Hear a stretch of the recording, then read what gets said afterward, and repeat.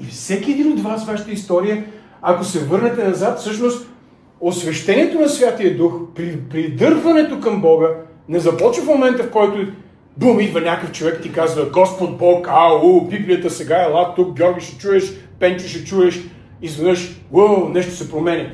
Целият ти живот всъщност е едно привличане, едно издърпване и цялата среда, всички обстоятелства, по някакъв начин Святия Дух идва и той ни дърпа от тъмнината към Него, към Месия. Придърпва, издърпва. И всичко това е свързано с география, забележете.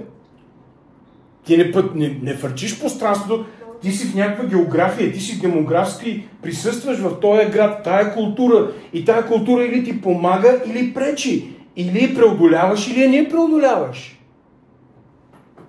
И в края на краищата идва момент на яснота, в който изведнъж разбираш, всички тези неща са просто сцена.